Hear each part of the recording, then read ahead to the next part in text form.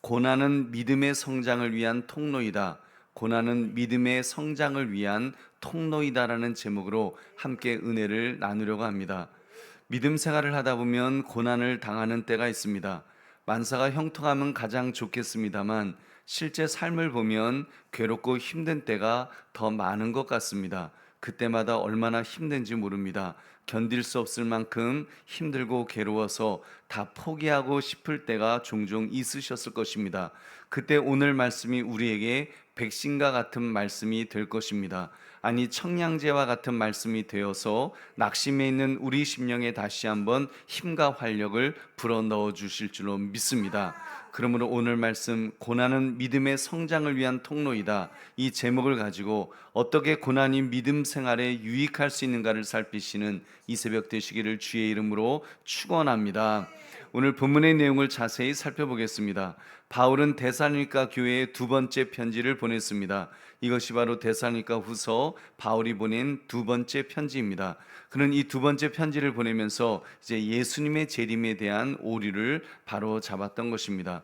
이때 바울이 데살로니가 교회를 다른 교회에 자랑하였는데, 이 데살로니가 교회를 다른 교회들에게 자랑하였는데 그 이유가 무엇이라고 했습니까? 우리 3절 4절 말씀 같이 읽겠습니다. 시작. 형제들아, 우리가 너희를 위하여 항상 하나님께 감사할지니 이것이 당연함은 너희의 믿음이 더욱 자라고 너희가 다 각기 서로 사랑함이 풍성함이니, 그러므로 너희가 견디고 있는 모든 박해와 환난 중에서 너희 인내와 믿음으로 말미암아 하나님의 여러 교회에서 우리가 친히 자랑하노라. 아멘. 한마디로 고난이 그들을 성장시키는 통로가 되었다는 것을 지금 말하고 있습니다.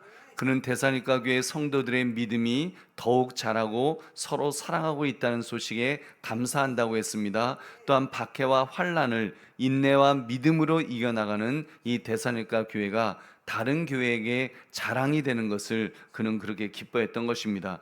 결국 바울은 성도들이 당하는 고난이 어떤 결과로 나타날 것이라고 말합니까? 우리 5절도 같이 읽겠습니다. 시작.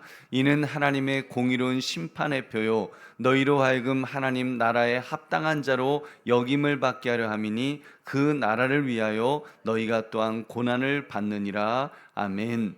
그들이 당하는 고난은 반드시 심판 때에 하나님 나라에 합당한 자로 인정받는 증거가 될 것이라고, 이제 하늘나라 하나님 앞에 가면은 증거가 될 것이, 인정받는 증거가 될 것이라고 그렇게 격려하고 있습니다. 데살로니가 교회 성도들이 고난 속에서도 인내할 수 있었던 이유는 주님께서 재림하실 때 모든 것을 공의로 갚아주실 것이라는 소망 때문이었습니다. 그렇습니다. 성도들이 당하는 고난은 반드시 마지막 심판 때에 하나님 나라에 합당한 자로 인정받는 증거가 될 줄로 믿습니다. 여러분, 그러므로 성도는 고난이 자신을 온전케 하며 믿음의 용량을 키우는 과정임을 인식해야 될 줄로 믿습니다. 우리 보배로운 성도님들, 고난이 성도를 온전케 하고 믿음의 용량을 키우는 과정이 된다는 말씀에서 여러분은 무엇을 느낄 수가 있습니까? 여러분, 하나님은 성도가 당하는 고난에 대해서 더 좋은 것으로 갚아주신다는 사실을 여러분, 우리는 깨닫게 됩니다. 여러분, 하나님은 공짜가 없으십니다. 하나님은 이유 없이 성도를 고통당하게 하지 않으실 것입니다. 거기는 틀림없는 이유가 있는 줄 믿으시기 바랍니다. 특히 그들의 믿음을 성장시키기 위한 통로로 사용하신다는 점에서 하나님은 결코 우리를 버려두지 않으실 줄로 믿습니다. 여러분, 실제로 보통 벌크업 한다 그러죠. 운동하는 친구들, 우리 젊은 남자애들이 이제 운동해서 몸을 이렇게 근육이 울뚝불뚝 이렇게 만드는 그런 친구들을 보면은 걔네들이 그 운동을 하기 위해서 그렇게 한다는 것입니다. 운동을 막 세게, 자기가 100kg를 들면은 그날은 120kg를 든다는 거예요. 그럼 근육 용량은 100kg인데 120kg를 드니까 근육이 찢어진다는 겁니다. 근육이 찢어지면 그때 그 찢어진 근육이 찢어진 그 상태에 이제 다른 새로운 세포들이 붙어갖고, 야, 이거 큰일 나겠다, 내 몸이 이러다 망가지겠다, 그래갖고 새로운 세포들이 붙어서 더 울뚝불뚝하게 더 센 근육으로 만들어준다는 것입니다.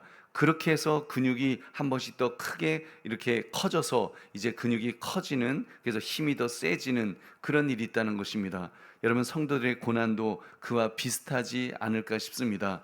여러분 그렇게 그 고난 때로는 정말 그 견디기 힘든 그런 고난이 찾아오고 그 고난 때문에 힘들지만 그 고난을 통해서 믿음을 성장시켜 주는 그런 통로가 될 줄로 믿습니다. 그것을 통해서 헌신의 근육이 커지고 헌신의 그 근육이 더 힘있게 세워져서 그 더 큰 힘을 감당할 수 있도록 하나님은 만들어 주실 줄로 믿습니다. 그렇습니다. 하나님은 우리로 하여금 완전히 망하게 하지 않으실 것입니다. 책임지시고 가장 좋은 길로 이끌어 주실 줄 믿으시기 바랍니다. 우리 보배로운 성도님들, 오늘 말씀을 나의 삶에 적용해 봅시다. 여러분은 살아오면서 자신이 현재 겪고 있는 이 고난에 대해서 여러분 어떤 태도로 반응하고 있었습니까? 여러분 너무 원망만 하지 않으셨습니까? 왜 이런 일을 내가 당해야 되느냐고 여러분 항의하지는 않으셨습니까? 여러분 사실 고난을 당하면 고통스럽습니다. 괴롭습니다. 감당하기 힘듭니다. 그러다 보면 하나님이 나를 미워하시는가, 버리셨는가, 심지어 하나님이 계시는 것은 맞는가, 그런 의심까지 하게 될 때도 있을 것입니다.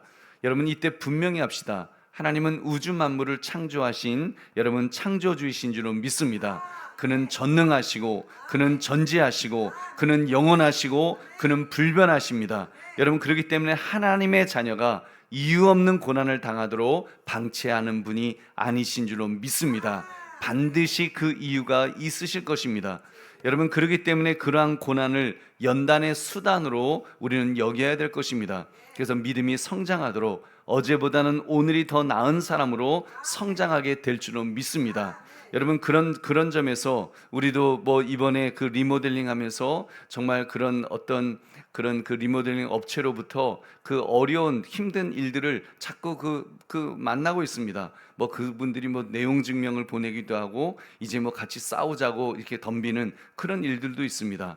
그게 참 괴롭게 만들죠. 그렇지만 그걸 괴로움으로만 보지 않고 이거를 통해서 앞으로 더 큰 건축을 하기 위한 하나님께서 또 이 연단, 하나님께서 이런 훈련을 시키시는구나. 정말 아주 값비싼, 아주 정말 가치 있는 어떤 그런 과외 공부 같은 그렇게 느낄 때 힘들어도 힘들지 않고 오히려 이걸 통해서 더 훈련이 되는구나 하는 것을 더 유익하구나 하는 것을 이렇게 깨닫게 되는 것입니다. 여러분 우리에게 그런 고난은 성장의 통로가 되는 줄 여러분 믿으시기 바랍니다. 우리 보배로운 성도님들, 여러분이 당한 고난을 슬기롭게 헤쳐나갑시다. 고난의 때를 헛된 시간으로 보내지 맙시다. 나의 믿음의 그릇을 키우는 계기로 삼읍시다. 그렇게 될 수 있습니다. 하나님은 그 고난을 통해서 믿음의 성장을 주실 것이기 때문에 성장을 위한 통로로 삼으시기를 주의 이름으로 축원합니다. 하나님께서 분명히 함께 하실 줄로 믿습니다. 여러분 그러므로 고난은 믿음의 성장을 위한 통로이다. 이 제목처럼 믿음의 성장을 위한 통로로 여겨서 고난을 기꺼이 감당하시는 저와 여러분 되시기를 주님의 이름으로 축원합니다.